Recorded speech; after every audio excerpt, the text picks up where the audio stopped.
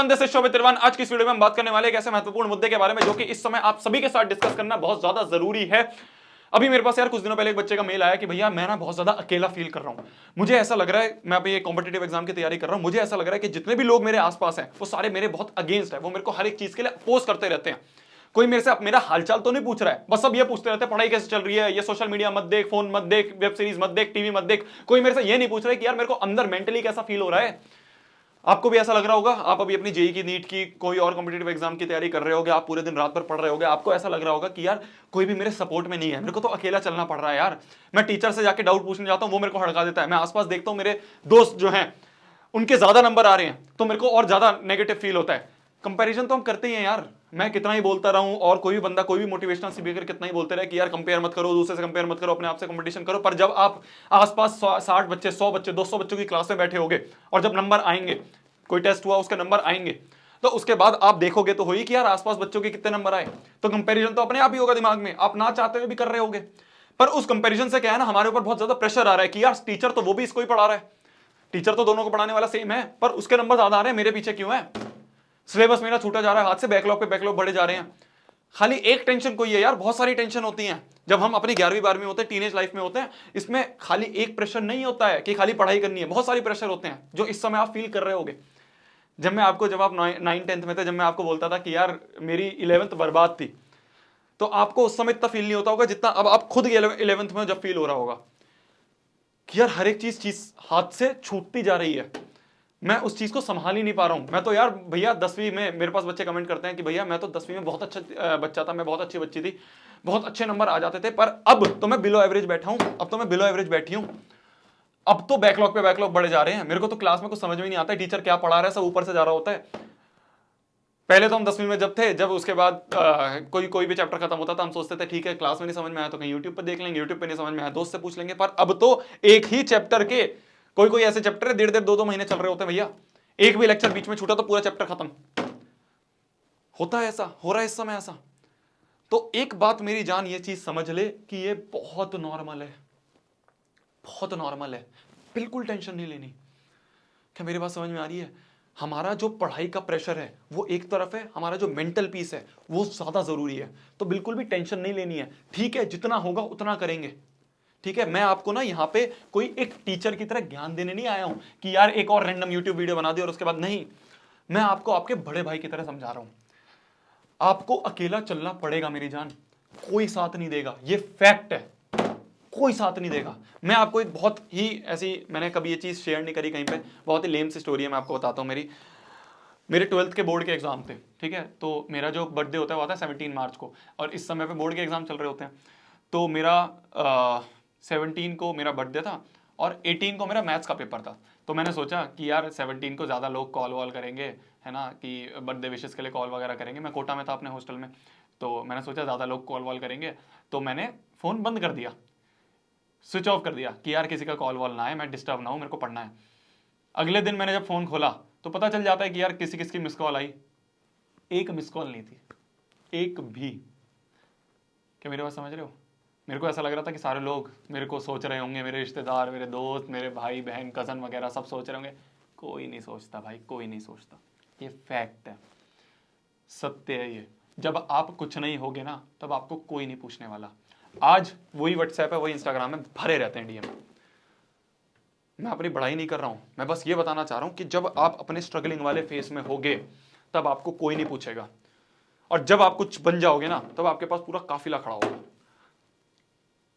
तब ये चीज समझ जाना कि इस काफिले से कुछ नहीं होने वाला, ये सब मतलब के हैं, सब मतलब के हैं।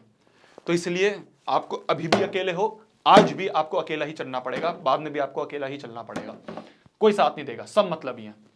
ठीक है, आपको अपने आप खुद को मोटिवेट करना पड़ेगा, कोई दूसरा नहीं है जो आपसे आके पूछेगा कि यार कैसी पढ़ाई चल रही है, कैसा क्या चल रहा है, कैसे आपको कोई और प्रॉब्लम तो नहीं आ रही। कोई नहीं पूछने वाला, किसी को फर्क नहीं पड़ता है, सबके जिंदगी में बहुत सारी प्रॉब्लम्स है।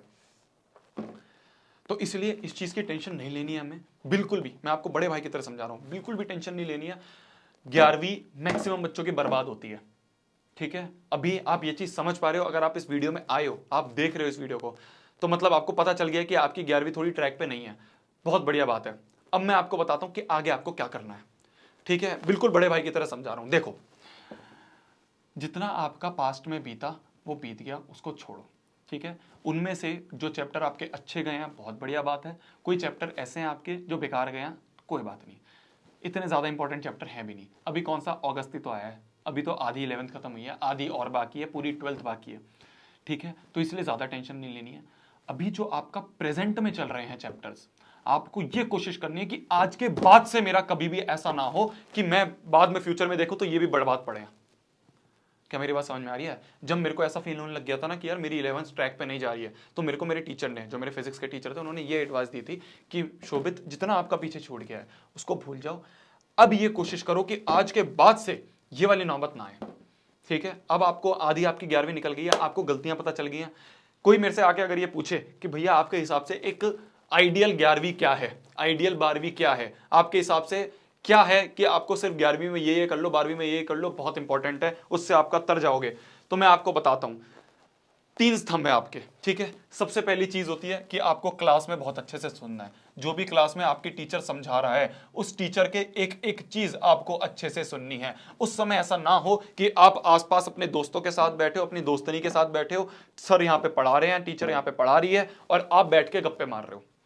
ये जो टाइम है ना आपका क्लास वाला, ये सबसे महत्वपूर्ण टाइम है। इसमें आपकी 110% कंसंट्रेशन बैठनी चाहिए क्लास में, ठीक है। समझ में आ रही है मेरी बात? ये आपको पता है चीजें, बट मैं आपको रिमाइंड करवा रहा हूं, जिससे कि आज के बाद से आपका कुछ ऐसा ना हो कि आप पीछे मुड़ के देखो, कहो यार ये भी बर्बाद हो गया। अब कुछ बर्बाद नहीं होना चाहिए, ठीक है। ये आपको प्रण लेना है। नीचे कमेंट कर दो, ठीक है। जब हम अपने हाथ से कुछ लिखते हैं ना तो हमें अच्छा लगता है, तो नीचे कमेंट कर दो, भैया आज तक बर्बाद था, अब बर्बाद नहीं होने दूंगा। कमेंट कर दो, भैया अब आगे बर्बाद नहीं होगा, ठीक है।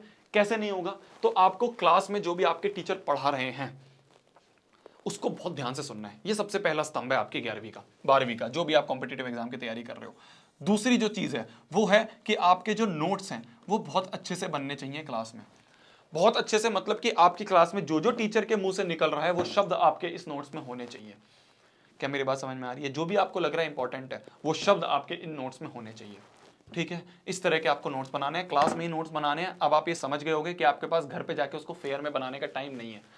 आपकी नोट्स आपको याद करने हैं, आपको डीपीपी करनी है, आपको मॉड्यूल सॉल्व करनी है, आपको होमवर्क करना है, आपको ट्यूशन, बहुत सारी चीज़ें करने के लिए, ठीक है। तो आपका मेन चीज़ है कि आपको क्लास में जो टीचर पढ़ा रहा है वो अच्छे से समझना है। ये 2 केस हैं, या तो स्कूल का टीचर अच्छे से समझा रहा है तो उससे अच्छे से समझो, और या फिर कोचिंग का अच्छा समझा रहा है तो उससे किसी एक को पकड़ लो एक सब्जेक्ट के लिए। कि मान लो फिजिक्स का है, फिजिक्स का मेरे को कोचिंग में भैया अच्छे से समझ में आता है, तो स्कूल वाले को नहीं सुनेंगे, ठीक है। ये चीज़ हमें सोचनी पड़ेगी, ये चीज़ थोड़ी सी हार्श हो सकती है, बट हम स्मार्ट खेलेंगे। स्कूल में फिजिक्स के टाइम पे हम अपना होमवर्क कर लेंगे जब फिजिक्स का टीचर होगा। मान लो आपको केमिस्ट्री स्कूल में अच्छी समझ में आती है तो स्कूल के टीचर की सुनेंगे, कोचिंग में नहीं करेंगे, ठीक है। ये आपको थोड़ा स्मार्ट वर्क करना पड़ेगा। ये थोड़ा सा एक कठिन जो आपका एक स्टेप है वो आपको लेना पड़ेगा, हार्ड स्टेप आपको लेना पड़ेगा। तो क्लास में टीचर से अच्छे से सुना, आपने नोट्स अच्छे बनाए, और तीसरी बात है कि आपके जो नोट्स आपने बनाए हैं इनको बहुत अच्छे से रिवाइज करते रहो। बहुत रेगुलरली आपको इनको रिवाइज करना है, अच्छे से रिवाइज करना है। बस आपने इतना कर लिया, आपकी जो कॉम्पिटिटिव एग्जाम की तैयारी है इतने में ही हो जाएगी, ठीक है। आपको इनको अच्छे से रिवाइज करना है और साथ साथ में जो आपके टीचर होमवर्क दे रहे हैं उसको अच्छे से कर लो। बस ये 3 चीजें हैं मेरी जान। आप इतना भी कर लोगे ना तो आप बहुत अच्छी रैंक लेके आ जाओगे। मेरी बात समझो, मैंने जितने टॉपर से बात करी है, मैंने जितने बच्चों से बात करी है, उनके पास कोई एक्स्ट्रा बुक करने का टाइम नहीं था। उन्होंने कहा बस टीचर जो पढ़ाता था वो सुनते थे और जो होमवर्क देता था उसको कंप्लीट कर लेते थे, बस। क्योंकि 99% जनता ये भी नहीं करती है, समझ रहे हो मेरी बात? 99% जनता इसको भी नहीं करती है, वो अलग अलग 100 चीजों में भागती है। आपको सिर्फ ये 3 चीजें करनी है। तो आज से ये प्रण ले लेना है कि भैया आज से पहले जितना भी हुआ कोई बात नहीं, अब बर्बाद नहीं होने दूंगा। अब चाहे कुछ भी हो जाए, मेरे को चीजों को अब सॉर्ट करना है, और अकेले चलने से नहीं डरना, ठीक है। अकेले चलने से नहीं डरना। जब ये चैनल शुरू करा था ना मेरी जान, ये तो आपका सेकंड वाला चैनल है, आपने मेन चैनल से यहाँ पे आए होगे। मेन चैनल यहाँ पे आपका जो शोभित निर्वाण वाला चैनल है। तो ये वाला जो चैनल है ना, जब मैंने शुरू करा था ना तब अकेले ही शुरू करा था, समझ में मेरी बात को? जब ये चैनल शुरू करा था तब अकेले ही शुरू करा था। बीच बीच में बहुत सारे लोग आए, बहुत सारे लोग गए भी, बहुत सारे लोग गए भी, और बहुत सारे लोग आए भी। और आज ऐसा है कि यार बहुत एक अच्छी खासी टीम है जो साथ में चल रही है, बट बीच में बहुत सारी चीज़ें होती हैं जो मेरे को अकेले खुद सॉर्ट करनी पड़ती हैं। कई बार क्या होता है, जैसे लास्ट ईयर में, आप सबको ये चीज़ कहीं शेयर नहीं करता हूँ, मैं आपको बता देता हूँ। मैं क्या करता हूँ ना, जितने भी लोगों को मैं हायर करता हूँ उनको एडवांस पेमेंट देता हूँ। मतलब आपको जो कंपनीज वगैरह होती हैं, आपने सुना होगा कि भाई महीना खत्म हुआ उसके बाद सैलरी मिलेगी उस महीने की। मैंने कहा नहीं, मैं आपको फर्स्ट डे पे सैलरी दूंगा और पूरे महीने आपको काम करना होगा। इससे क्या होता है, मैं मानता हूं कि बंदे को काम करने में मजा आता है कि यार पैसे की टेंशन थी, सैलरी की टेंशन थी, वो तो मिल गई, अब काम अच्छे से करना है। ये मेरा मैं मानता हूं, तो इसलिए मैं पहले ही दिन पे सैलरी दे देता हूं। बट क्या होता है कि इससे कुछ नुकसान भी होते हैं। कुछ लोग ऐसे मिले मेरे को बीच में जिन्होंने सैलरी ले ली, काम अच्छा नहीं करा। कुछ लोग ऐसे थे जिन्होंने सैलरी ले ली, वो भाग गए, कॉल नहीं उठा रहे, फोन नहीं उठा रहे, मैसेज नहीं देख रहे। तो इससे गलतियां भी होती, कुछ नुकसान भी होते हैं और कुछ फायदे भी होते हैं कि लोग अच्छा भी काम करते हैं। तो इसलिए ना जब लोग भाग गए तो फिर मेरे को अकेले अपने आप हर चीज़ संभालनी पड़ी। बोरबी का बोर्ड्स का टाइम था लास्ट ईयर, जो आपके सीनियर्स हैं उनके बोर्ड्स का टाइम था। उन बोर्ड्स के टाइम पे मेरे को उनके लिए नोट्स वगैरह बनाने थे। मैंने नोट्स वगैरह बनाने के लिए कुछ बच्चों को लिया, हायर वगैरह करा, बट वो सब उनका बहाने लगाना शुरू कर दिया उन्होंने। तो ये जो आप देख रहे हो यहाँ पे, फिजिक्स के मैंने जो नोट्स वगैरह बनाए थे, केमिस्ट्री के नोट्स वगैरह बनाए थे, इंग्लिश के नोट्स वगैरह बनाए थे, ये सारी चीज़ें मैंने खुद अपने हाथ से लिखी, क्योंकि वो लोग भाग गए। तो इसलिए ना कई चीज़ों को आपको अकेले सॉर्ट करना पड़ेगा। मैं आपको कुछ भी ये नहीं बोल रहा हूँ, अपनी ऐसा रोना नहीं सुना रहा हूँ, बट मैं आपको बस बताना चाह रहा हूँ कि ज़रूरी नहीं है हर एक चीज़ में आपके साथ कोई होगा। आपको कुछ चीज़ें अकेले भी सॉर्ट करनी पड़ेगी। तो किसी के ऊपर डिपेंडेंट मत रहो। आपको ऐसा बनना है कि यार ठीक है, कोई नहीं भी हुआ ना तो मैं अकेले उखाड़ दूंगा। समझ रहे हो मेरी बात को? कोई नहीं भी हुआ ना, मैं अकेले उखाड़ दूंगा। आज मेरी पूरी टीम भी चले जाए ना, मेरे पास इतना क्षमता है, इतना बल है, जब शुरुआत में अकेले चला लिया तो अब भी अकेले चला लूंगा। समझो मेरी बात? तो इस तरह से हमें माइंडसेट लेके चलना है। किसी पे डिपेंडेंट नहीं रखना। कोई पूछ रहा है अच्छी बात है, नहीं पूछ रहा है भाड़ में जाए। समझो मेरी बात? कोई नहीं पूछ रहा है भाड़ में जाए। मेरे पास एक बच्चा आया सेमिनार में कि भैया मेरे दोस्त ना मुझे बहुत उल्टा सीधा बोलते हैं, और कुछ दोस्त हैं जो मेरे को बहुत बुली करते हैं और क्या कहते हैं, मेरे को नीचा दिखाने की कोशिश करते हैं। बट क्या है कि मेरे पास और कोई दोस्त भी नहीं है, तो मेरे को उनके साथ रहना पड़ता है। ये सबसे गलती वाली चीज़ है, सबसे बड़ा ब्लंडर है। आपकी जो कंपनी है ना, आपके आसपास वाले 4-5 लोग हैं, ये आपके ऊपर सबसे ज़्यादा प्रभाव डालते हैं। तो इसलिए अगर आपको ऐसा लग रहा है ना कि यार वो लोग सही नहीं है जिनके साथ मैं हूँ या जिनके साथ मैं हूँ, वो लोग अगर सही नहीं हैं तो उनको छोड़ दो। भैया वो बुरा मान गए तो मानने दो, क्या फर्क पड़ता है? क्या फर्क पड़ता है? बहुत बड़े हैं, बहुत करोड़पति लोग हैं, बहुत अरबपति लोग हैं कि बुरा मान गए तो भैया हमारे पास पैसा कैसे आएगा, या फिर हम क्या करेंगे उनके बिना, हमारा तो उनसे बिजनेस चल रहा है। कुछ नहीं है, सब मतलब ही है। समझे मेरी बात को? मैच्योर सोचा करो। लोग जो आ रहे हैं अच्छी बात है, जा रहे हैं बाय बाय टाटा निकलो। ठीक है? हमारा माइंडसेट जो है, हमारा जो माइंड है, इसका पीस सबसे ज्यादा जरूरी है। सबसे पहले आपका ये आता है। अगर यही सही नहीं होगा, इसी में टेंशन भरी रहेगी, तो आप पढ़ाई कैसे कर लोगे? तो इसलिए लोग अच्छे ढूंढो, आसपास आपके जो दोस्त हैं वो अच्छे ढूंढो, वो आपको हर चीज के लिए एंकरेज करें। अगर आपको लग रहा है कि आपके कम नंबर आ रहे हैं तो बोले कि यार कोई बात नहीं शोभित, अगले टेस्ट में अच्छा करेंगे, मिलके करेंगे। ऐसे दोस्त ढूंढो। ये नहीं कि यार वो हंस रहे हैं तुम्हारे ऊपर कि तेरे तो ऐसे ही आएंगे, तो ऐसे ही रहेगा। बहुत लोग आते हैं ऐसे, मेरे पास कोटा में बहुत सारे दोस्त हैं ऐसे। पर यह है कि आपको ना उन लोगों को काटना पड़ेगा। ठीक है? मैंने बहुत बार बोला है कि आप सोचते हो आपको वो बुरा मान जाएगा और मेरी वो बुराई कर देगा कहीं पे। गालियां तो मेरी जान हनुमान चालीसा में भी, आप जाके यूट्यूब पे देखो, डिसलाइक तो उस पर भी है। तो इसलिए ये मत सोचो कि कोई मेरे बारे में क्या बुरा बोलेगा, कोई मेरे बारे में क्या बोलेगा, बोलने दो, क्या फर्क पड़ रहा है? समझ रहे हो? ये होती है मैच्योर थिंकिंग। और जो पढ़ाई है उसको अच्छे से करना है हमें। ठीक है? अब से हमें सोच लेना है कि आगे जितना भी होगा उसमें कहीं पे भी ना ढील नहीं छोड़नी है।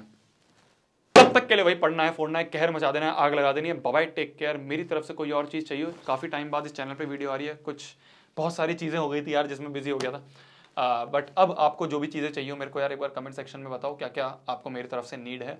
मैं उसके लिए आपके जितनी भी मेरी तरफ से बेस्ट बन सकेगा वो मैं आपको ला के दूंगा। Bye bye, take care. मिलते हैं अगली वीडियो में।